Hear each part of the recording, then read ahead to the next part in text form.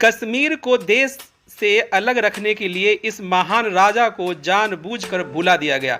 भारत में ऐसे महान सम्राट हुए जिन्होंने मध्य एशिया के देशों और चीन तक विजय प्राप्त की, लेकिन नेहरू के इशारे पर वामपंथी इतिहासकारों ने हमें सिर्फ पराजय का इतिहास बढ़ाया। अब ऐसी गलतियों को सुधारने का समय आ गया है। आइए आपको बताते हैं कश्मीर के शूरवीर राजा ललितादित्य की कहानी, जिनके डर से 300 साल मुस्लिम आक्रांताओं का साहस नहीं हुआ कि उनकी धरती पर कदम रख पाए। ललितादित्य का समय कश्मीर ही नहीं अपितु भारत के इतिहास का एक स्वर्णिम युग था। वे कश्मीर के पहले ऐसा राजा थे जिन्होंने भारत में कर्नाटक तक, ईरान और तिब्बत तक अपना साम्राज्य स्थापित किया। वह एक अकेले राजा थे जिन्होंने चीन पर भी आक्रमण किया। उनके समय में अरबों ने भारत में अपने साम्राज्य स्थापित करना चाहा, लेकिन ललितादित्य ने उनके प्रयोजन को समझा और उन्हें रोके रखा। परिणाम स्वरूप उनके राज के 400 साल पश्चात ही इस्लाम भारत में प्रवेश कर पाया। उन्होंने श्रीनगर की स्थापना की और सबसे प्रथम सूर्यदेव मंदिर की स्थापना भी की थी। आइए जानते हैं ललितादित्य के बारे में विस्तार से। ललितादित्य का जन्म 699 ईस्वी में कश्मीर के दुर्लभाग प्रतापदित्य के तीसरे पुत्र के रूप में हुआ था। वह कश्मीर के नागवंशी करकोटा कायस्थ वंश से थे। कायस्थों की वीर गाथा को एक साजिश के तहत इतिहास में ढक कर रख दिया गया।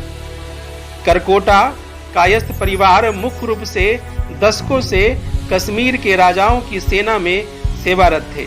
वे युद्ध के मैदान में अपने उल्लेखनीय साहस के लिए जाने जाते थे। कश्मीर के राजाओं ने उनके अपार योगदान के लिए उन्हें सखा सेना की उपाधि दी थी।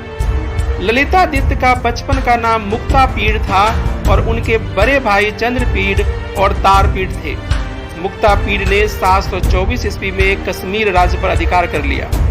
इस दौरान भारत में पश्चिमी आक्रमण शुरू हो गया था, जिसमें अरबों ने स्वात, मुल्तान, पेशावर और सिंध के राज पर पहले ही कब्जा कर लिया था।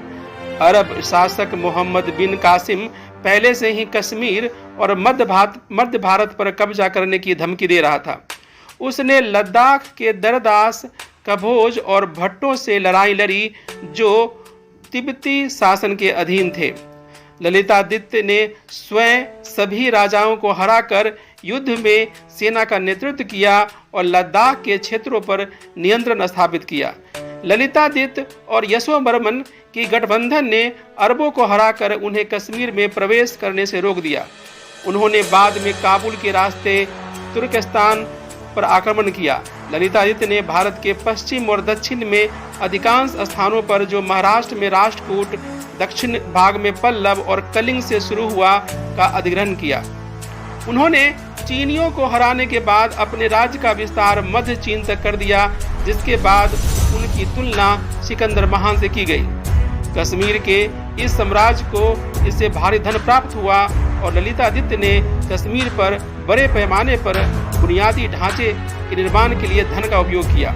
मंदिरों का निर्माण किया गया तथा कश्मीर में ललितादित्य के शासन के तहत व्यापक विकास देखा।